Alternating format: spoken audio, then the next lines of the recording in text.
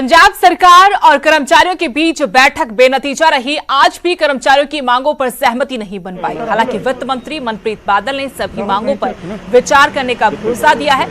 साथ ही कहा कि पे कमीशन को इसी साल लागू करने की कोशिश की जाएगी। मनप्रीत बादल ने यह भी कहा कि राज्य की वित्तीय हालत ठीक नहीं है। आपको बता दें कि वित्त मंत्री मनप्रीत बादल की अगुवाई में इस बैठक में कैबिनेट मंत्री तृप्त राजेंद्र सिंह बाजवा भी मौजूद रहे, जिसमें कर्मचारियों की डीए जारी करने, सैलरी कमीशन लागू करने पर चर्चा हुई। वहीं मोबाइल भत्ते में कटौती से कर्मचारी संगठन नाराज हैं।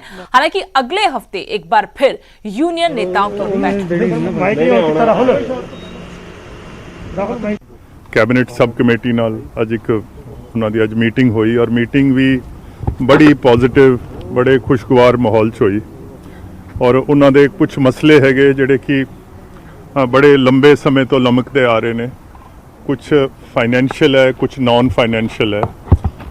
वो सारे जिहड़े है उन्हां ते एक किस्म दा डिस्कशन तो हो गई है, पर इन्होंने कहा कि कुछ मसले जे होर बकाया है और कुछ पेंशनर्स दे और कुछ जथेबंदियां जिहड़ियां अज नहीं पहुंच सकियां।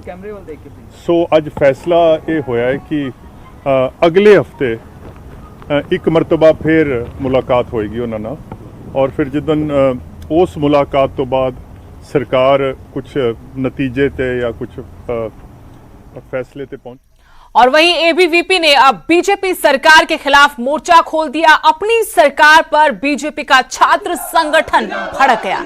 पानीपत में मनोहर सरकार के खिलाफ जोरदार प्रदर्शन किया गया। नए एकेडमिक सेशन में फीस बढ़ाने को लेकर एबीवीपी की नाराजगी थी। विरोध प्रदर्शन में बीजेपी सरकार शर्म करो के नारे लगाए गए। फैसला वापस न लिए जाने पर और तेज प्रदर्शन करने की चेतावनी दी। 3 सितंबर को पंचकुला में बड़ा प्रदर्शन करने का ऐलान किया गया और सड़क पर उतरकर एबीवीपी कार्यकर्ताओं ने अपनी सरकार के खिलाफ नारेबाजी की। बीजेपी का छात्र संगठन है एबीवीपी नए एकेडमिक सेशन में फीस बढ़ाने को लेकर नाराज है। मनोहर सरकार के खिलाफ ये प्रदर्शन किया गया। बीजेपी सरकार शर्म करो के नारे लगाते हुए अपना फैसला वापस लेने की मांग की और ये भी जानकारी दी, ये भी चेतावनी दी, अगर फैसला नहीं वापस लिया गया तो 3 सितंबर को पंचकुला में बड़ा प्रदर्शन किया जाएगा।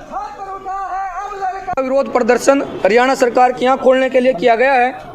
विद्यार्थी परिषद द्वारा 26 तारीख को 11 सूत्रीय मांग पत्र हरियाणा सरकार को सौंपा था। उसके पश्चात हमने प्रांतीय प्रेस कॉन्फ्रेंस के माध्यम से हरियाणा के विद्यार्थियों के सामने, हरियाणा के समाज के सामने और सरकार के सामने अपनी मांगों को रखा था। उसके बाद 28 तारीख को भी 22 के 22 जिला केंद्रों पर हमने प्रेस कॉन्फ्रेंस की।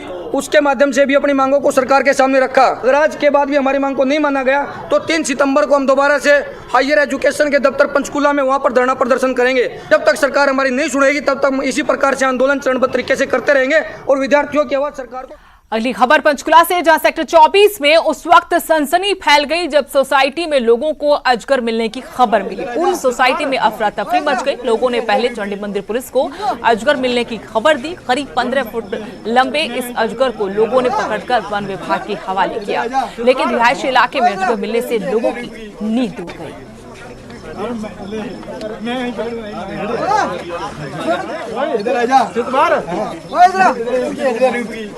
इधर